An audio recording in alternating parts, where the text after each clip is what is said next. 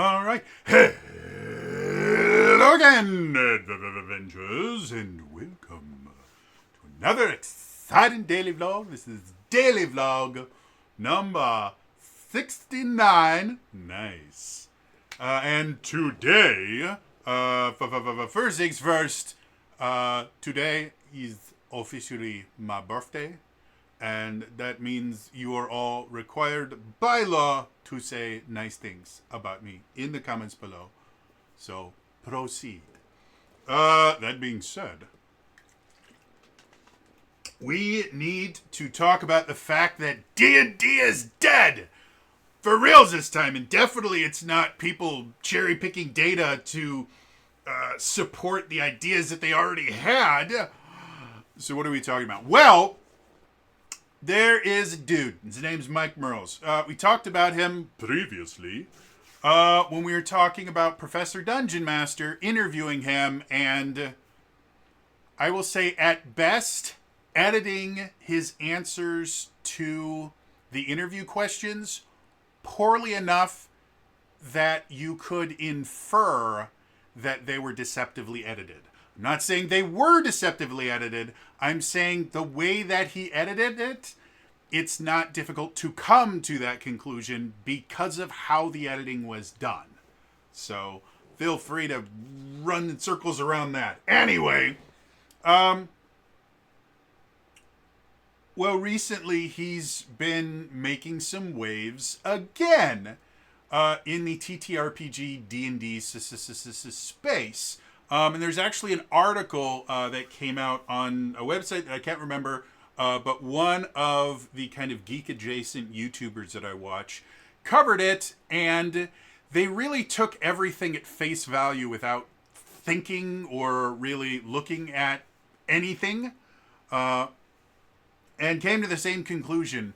D&D 5.5, the 2024 revision, is selling significantly worse than D&D used to. And the data that they have to support this is a tweet that Mearls put out on March 6th. I'm going to read the text of the tweet, and then I'm going to summarize the picture that's in it. So, Mike Mearls tweeted on March 6th, "So, with the Monster Manual released, we can start to see where 5.5 is landing. Here are the USA Today sales ranks for Tasha's compared to the core rulebooks.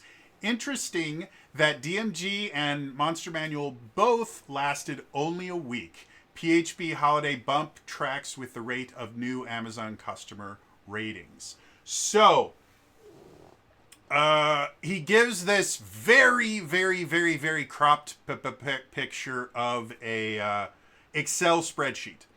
And it's got a little bit of data on it. It shows that Tasha's Culture of Everything, which came out in 2020, started on the USA Today bestsellers list at 5th place. A week later is at 27th. A week after that, it went down to 117th. PHB, on the other hand, for 2024, started at 57, went to 124th a week later. The DMG started at 95, and and then the PHB,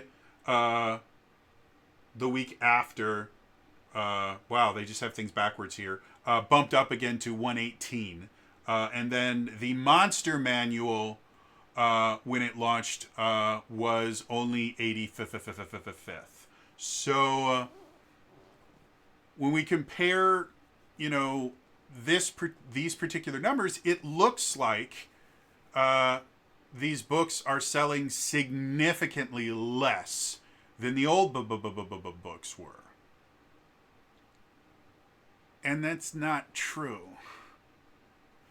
So how is this not saying that? Like, this is really, really simple, easy to understand stuff. Well, it's the same problem that we had, and I've talked about this before, Pathfinder purists. And I think Paizo's made this claim as well. Will claim that Pathfinder was the #1 tabletop RPG for about a year. It wasn't. It was never the number one tabletop RPG ever, as far as sales are concerned. So how do they get this thing? Well, there is this thing that has been used for decades in the tabletop RPG community in general. I can't remember what it's called anymore because my brain doesn't like proper nouns. But basically, it's this survey that happens that basically tells people what's selling, and the way that particular survey works is they literally call local game stores and ask whomever is on the phone, hey, what's selling? And that's where this entire thing comes from. It doesn't actually have concrete rock hard numbers or anything like that because most publishers won't release those numbers unless they're really, really, really, really good. And even then, we're only getting, we've surpassed this many sales, but we won't get told what actual sales are. And that particular model has a lot of flaws. First of all, it relies on the person that's picking up the phone to actually know what's selling. They could just get some part-timer that just sold a copy of the Pathfinder core book and went, yeah, that's what's selling. Yeah, totally, it's selling. And they only work on Thursday nights when it's Pathfinder Society night. And so they assume that. So that in and of itself is flawed. Second of all, it relies entirely on phone conversations. So any store that either doesn't have a landline or doesn't pick up their phone when this particular thing calls is not going to be included. And then finally, that particular thing does not include any sales from things like Barnes & Noble, Walmart, Amazon, nothing. It was just friendly local game stores. And so for a period of about 9-ish months, when D&D had stopped publishing books completely, they did not publish a single book for that entire period of time because they were working on 5th edition. That particular measurement claimed that Pathfinder was outselling D&D.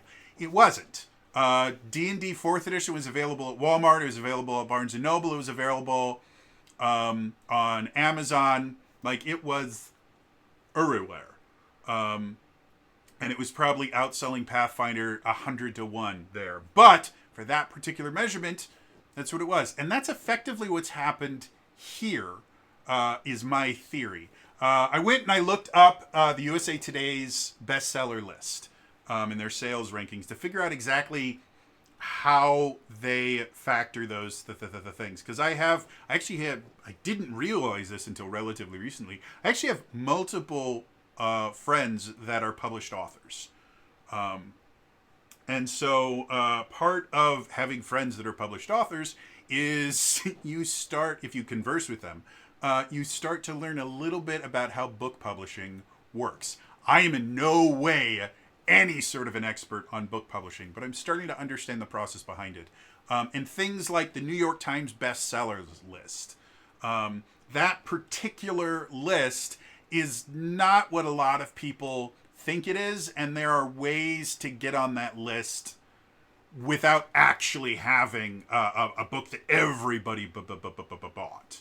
So I went and I actually went to the USA Today website specifically about the bestsellers list, and I looked how they figured out, how to rank these books. And effectively what they do is they look at sales numbers from particular retailers like Barnes & Noble, local bookstores that they can get in contact, stuff like that. And then they will also look at things like Amazon, and I think they also listed Walmart. And for those of you going, well, wait a minute, that's what you said the thingy before was wrong about, and they've checked all of those places, so this must be accurate. No. So something that they don't track is sales directly from D&D Beyond, which has become I don't know if it is the number one place to get D&D books now, but it is unbelievably popular. And ever since the physical digital bundle thing that they've created, sales have gone crazy, crazy well over there. It used to be for D&D Beyond, you would buy the digital version, but if you wanted a physical version, you would have to go somewhere else. You could theoretically buy it directly from Wizards because they did have a store that you could do that from. It was a shit store. It was not a pleasant experience. Nobody did that. Most people were buying their physical books other places. Not true nowadays. Now you can get, and I did all the way up until, what was it? The final book that was published for 5th edition before the revamp was the first one I hadn't gotten the physical digital bundle for. And then the 2024 core books, I only got the digital versions. But for D&D 5th edition, I have almost every single book in both physical. I have every single book digitally except for the last adventure that came out that I can't remember what it's called. And I have almost every single book physically because I started doing the physical digital bundle. And before that, I had been buying all of my books physically until I got the Legendary bundle through D&D Beyond, and since then it's been that. So the idea that this list proves that 5.5 is selling significantly worse than older D&D just simply isn't true. Because D&D Beyond does not reveal their sales numbers to anyone. So there's no possible way USA Today could know how many sales D&D Beyond gets. Also, USA Today really couldn't give a flying fuck about D&D Beyond because their bestsellers list is for books. And because D&D books are books, they show up on there on a fairly regular basis. But it's not meant to track tabletop RPGs. If it was, they would need to get in contact with things like DriveThruRPG, which is by far the most popular digital storefront for tabletop RPGs on the planet. I would say a massive source of digital purchases of TTRPGs go through DriveThruRPG. So, yeah, this idea that, they're selling so much, that's not really accurate. What you can glean from this is it seems like people are buying the 2024 books less from traditional retailers. Now, could it be selling worse than like Tasha's Culture and everything? Absolutely. That's actually very possible. But the data set that we've been given here does not indicate that in any way, shape, or form. This is a flawed data set collected by people that are not actively trying to figure out how many tabletop RPG books are sold. It's a newspaper that has a bestsellers list for books. And because these are books, they tend to show up on there. But this is not an accurate measure of TTRPG sales. So my theory, now that we have all three of the core books, this is out. And I mentioned this on Saturday before Realms of the Wild got going. Can't remember if we were live or not when I was talking about this. But the way that most tabletop RPGs work, or to be perfectly honest, all tabletop RPGs aside from 5th edition, the way that they work is your core books are by far your most popular and profitable books. They will sell more than every other book you publish for a particular TTRPG. From that point on, each additional book that you publish sells less, and you get diminishing returns every single time. And so the reason why companies in general will not keep the same TTRPG for 30 years, they will have a 2nd edition, 3rd edition, enhanced version, revision, whatever you want to call it, is because eventually the number of people that are buying your source books are not enough to break even and make a profit on those books. You literally can't afford to make any more books. D&D 5th edition didn't do that for nearly a decade. Every book that was published for D&D 5th edition would actually outsell the previous book. Every single time. I think aside from possibly the core books, and that's mostly because in order to play D&D 5th edition, you have to have at least one of the core books. But technically, you don't. With the free rules and everything like that, you theoretically could purchase like Tasha's Culture of Everything and not have the player's handbook.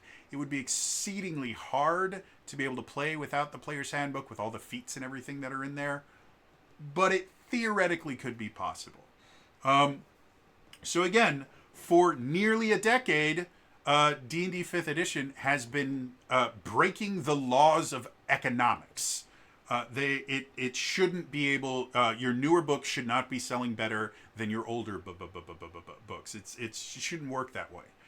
But they were over and over and over and over and over again until we get to and especially during like 2020, 2021, 2022, those were massive years for D&D because lockdowns and everything. And Stranger Things and all these other things happened to make D&D exceedingly popular.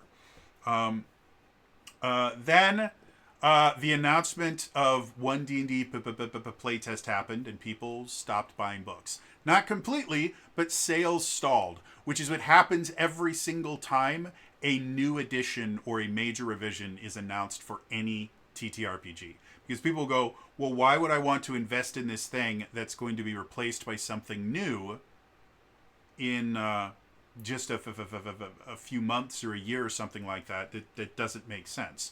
So you will always see a slowdown whenever a major revision or a new edition is announced. And then D&D 5.5 has not been universally praised.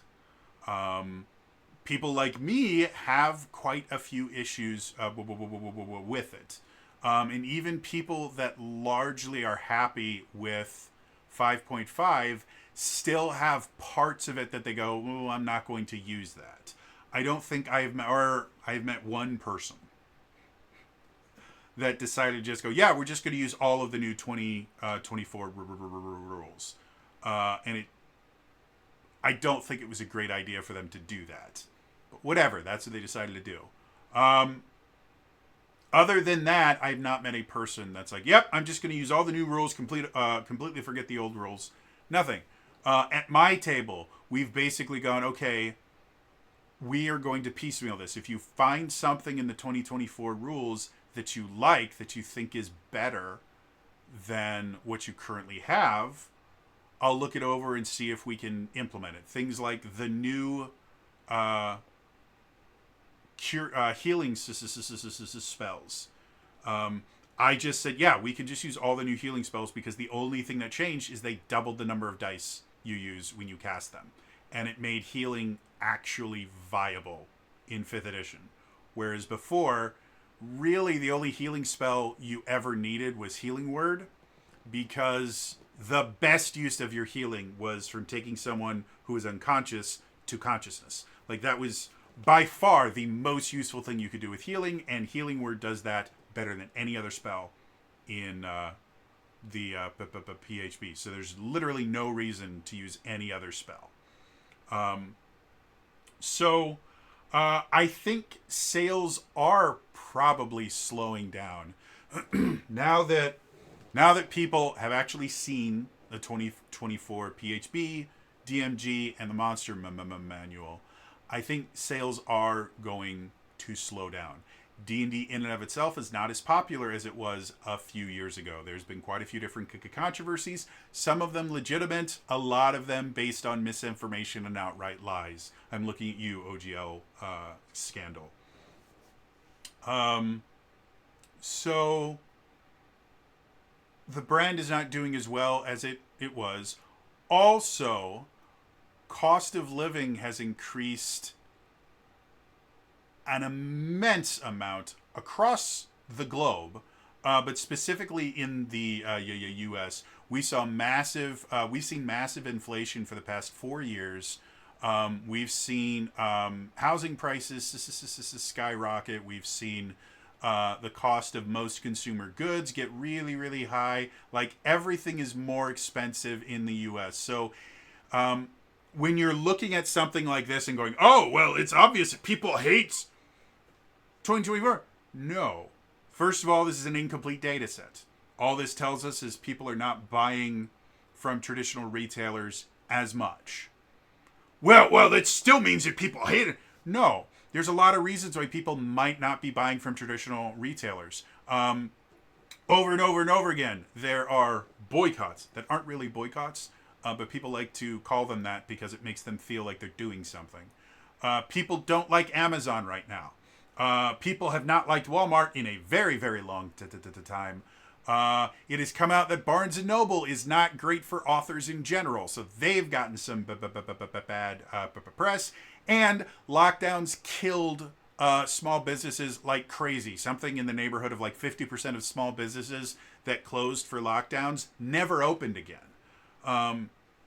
So the number of people that have access to friendly local game stores and friendly local game stores, as far as I can tell, are not considered on this list because, again, USA Today is not looking for TTRPG sales. They're looking for book sales. And so they will look at friendly local bookstores, but they won't look at friendly local game stores because game stores sell games, not books. So we actually don't know if people are buying less from friendly local game stores or not. We don't know exactly who USA Today talked about, but when I was reading through the thing, it made no mention of friendly local game stores in any way, shape, or form, nor did it hint that that was something it would do, nor would that be really beneficial to USA Today's best book seller or best-selling books list. So, yeah, this is incomplete data. It does show that they're not people are not buying from traditional retailers as much. However, it doesn't mean that the 2024 revision is unpopular or hated by people. It could be that a lot of them are going to D&D Beyond directly to get their books, or they simply don't have the money for new books. So instead of a gaming group, everybody getting a copy of the book, maybe they're just pooling their money together to get a copy for the Dungeon Master and then sharing that one set of books amongst the entire group. People do a lot of things to cut costs, and that's a really fantastic way to cut costs. So the idea that somehow D&D's sales are tanking or something like that, we have no data to support that. It is just people that are angry at the Dungeons and Dragons that are saying this. Well, Mike Mearls helped make Dungeons and Dragons, so why would he... Mike Mearls recently has been going on like an apology tour, going on podcast after interview after whatever, doing nothing but kind of shitting on D&D 5th edition, which doesn't really surprise me. For anyone that doesn't know, Mike Mearls started working at Wizards of the Coast just before 4th edition came out. He helped work on the team that developed 4th edition, and then by the time 5th edition came around, because all the people that created 4th edition left to go do other things. By the time 5th edition came around, he was one of the lead designers for 5th edition. However, there was a lot of controversy that happened after 5th edition got really, really popular, including one particular incident that I actually made a video about a while ago. I can't remember where it was, but basically, there was this adult entertainer. And if you're not exactly sure what I mean by adult entertainer, I mean adult entertainer. That used to run a D&D game with a bunch of other adult entertainers.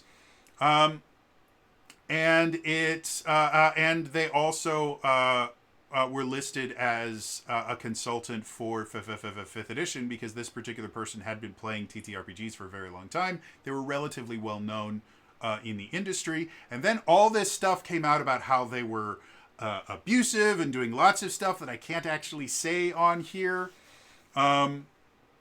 And there was an article that came out like a year or two ago where somebody actually went in and looked up all these allegations and stuff like that. And what they discovered was it was all made up. No one was ever able to show any sort of concrete proof. The people that were accusing this particular creator didn't really exist or couldn't get their stories straight. And eventually, what one of the rumors that came out of this huge rumor mill was the idea that Mike Mearls specifically asked people for their information and then took that had reports of this bad person doing bad stuff, and he took that information, took their contact information, and gave it directly to the bad person so that the bad person could silence them. None of that stuff ever actually happened. There was never any proof of it, and the article was actually able to show it actually started on a 4chan board as just a quote-unquote prank. It was just like, hey, I wonder if we can get people to believe this nonsense. So it didn't actually happen, but it painted a target on Mike Mearls. And so there were petitions to have Mike Mearls removed from Wizards of the Coast, to have him fired, all these other things, all based on, as far as I can tell, lies.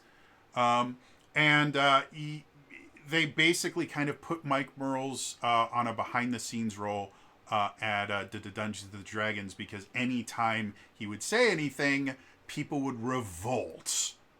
Eventually, he was moved off the D&D team and went over to the Magic the Gathering team in an attempt to not have the drama anymore. And then more recently, he was laid off, I want to say sometime last year. So since that to the time, he's kind of been very, very anti-Wizards of the Coast. And again, he's been going on this kind of apology tour where he's talking about, oh yeah, bonus action sucks. I made bonus actions, so I can say that they suck. And all the while, he's pitching his new tabletop RPG that he's designing through his, I think it's his Patreon or something similar to that.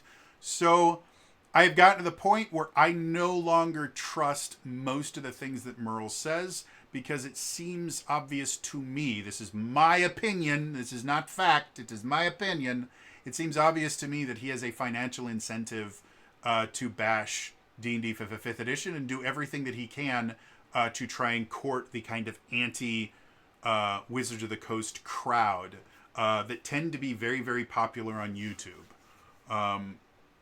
So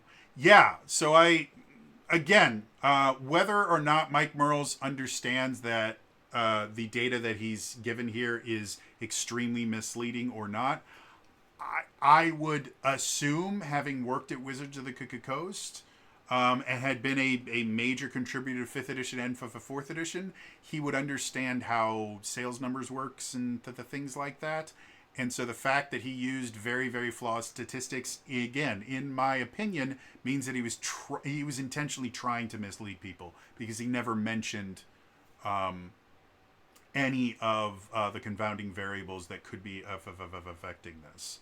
So I do not put a lot of weight in what Mike Mearls is saying anymore, because it looks like he has a vendetta. Which, again, I don't 100% blame him. As opposed to defending their employee, they kind of disappeared. Wizards of the Coast kind of disappeared Mike Mearls and just refused to comment on the drama and things like that, and let all of these people like publicly crucify him online. And then they moved him to a different product that works very, very differently from D&D, and then they fired him. Like, I 100% can understand him having some negative emotions associated with Wizards of the Coast, and now he is a direct competitor. He's creating his own game, which is going to compete with Dungeons and Dragons. Which, by the way, is a monumentally stupid thing to do. Don't try to compete with Dungeons and Dragons. You will lose. The absolute best thing you can do in the tabletop RPG world is find your own niche and go there. But if you're trying to create D&D but better, you are going to lose. The only people that have ever been able to do that has been Paizo, and they've done it through some pretty unethical means. Look up how they've treated their artists, how they've treated their employees, how they've treated their customers. Paizo is not a great company, just in general, folks. So yeah, so for anyone that's seeing videos and stuff, because the videos are popping off that D&D is dying, we don't know that. It is theoretically possible, and my personal prediction for what's going to happen, I think the 2024 revision 5.5 is signaling the end of D&D 5th edition, which is okay. D&D 5th edition is already the longest running edition of Dungeons and Dragons in history. Before that, the longest running edition was 2nd edition, which lasted for about 11 years. And the last couple years, there really wasn't anything coming out for it because they were all hands on deck on 3rd edition. Oh, and also TSR dissolved and got Dungeons and Dragons was purchased by Wizards of the Coast, and then Wizards of the Coast was purchased by Hasbro, and so there's lots of stuff going on. I think 3rd edition probably would have come out in the mid to late 90s instead of the year 2000s if TSR hadn't been dying and all the purchases and everything like that happened. So yeah, 5th edition is by far the longest running version of D&D in history. It has been extremely well received. It is the most profitable, the most popular version of Dungeons and Dragons that have ever existed. And since 3rd edition, every single edition has had a kind of halfway revision that signals kind of the end of the product. For D&D 3rd edition, you had 3.5, which is where we get the name 5.5 from. 3.5 came out a few years after, and it was a pretty big revision to the 3rd edition. I actually don't remember specifically when it came out. Let's go D&D 3.5 launch. Let's see if that gives me something. No. Launch item. No, I don't want that. D&D 3.5 release date. How about that? July 2003. So it's 3 years after 3rd edition came out. 3rd edition would end in 2008, and the announcement for 4th edition came, I think, in 2006. So 3.5 is literally the halfway point for 3rd edition. When we get to 4th edition, the Essentials line, 4E Essentials release date. The Essentials line came out in 2010. So 2008 it came out. 2010 is when the Essentials line came out. And from Essentials onward, sales went further and further down. And again, they announced the 1D&D playtest, I want to say in 2012. Was when it happened, because it went on, if I want to say it was for 2 years, might have been 2011, but basically again 2010 is when the Essentials line came out, which was 4.5. 4 years later we had a new version of D&D. Now we get D&D 5.5, and if you want to use past stuff, then that might mean that we have another 4 or 5 years of D&D 5th edition, because every one of these basically came out at the halfway point of this system. But when you look at how quickly the Essentials and then 3.5 came out, where they're only 3 years later, whereas this is 10 years later that it took them for 5.5, I think we can naturally conclude that the fall is going to be much, much faster for 5.5 than it was for either 4.5 or 3.5. But this is a completely normal is a completely normal thing for a TTRPG to happen. Like this happens with most of them, especially D&D. So yeah, I do think that D&D is probably starting to lose some sales compared to its heyday, which is perfectly fine. Right now, everything is losing sales. We're in a recession, or have been for a little while now. Everything is doing poorly sales-wise. Does that mean that after we get out of this, that sales are going to pick back up again? I don't know. I doubt it. I think 5.5 was the kind of swan song for D&D 5th edition. We're going to get probably some cool books that come out, like the Forgotten Realms books. I'm interested in the new Dragons in Dungeons book. I'm kind of thrilled about. But yeah, I think we've seen the beginning of the end. Does that mean that D&D is over and nobody likes it anymore and their sales are... No, that is complete pie in the sky nonsense. They're probably doing just fine. It's just the entire market is on a downturn. That's all it is. Again, the numbers that are given here are not accurate in any way, shape, or form. It is what it is. Interested to hear from you guys. What are your opinions? Now that we have all three of the 5.5 books, what are your opinions of the new stuff? I've been kicking around the idea of doing an in-depth review for the Monster Manual, and I have been kicking it around for weeks now since I got early access to it. But it's just kind of depressing to me, and I haven't been really excited about it, so I don't know if that's something that I'm going to do. If you guys would like an in-depth review of the Monster Manual, let me know in the comments down below. Maybe I will, maybe I won't. I don't know right now. I have other things that I find significantly more interesting to do in-depth reviews on. But I did the other two 5.5 books, so who knows. Anyway, that's going to be all for me today. I will see you guys next time. All right? Bye-bye.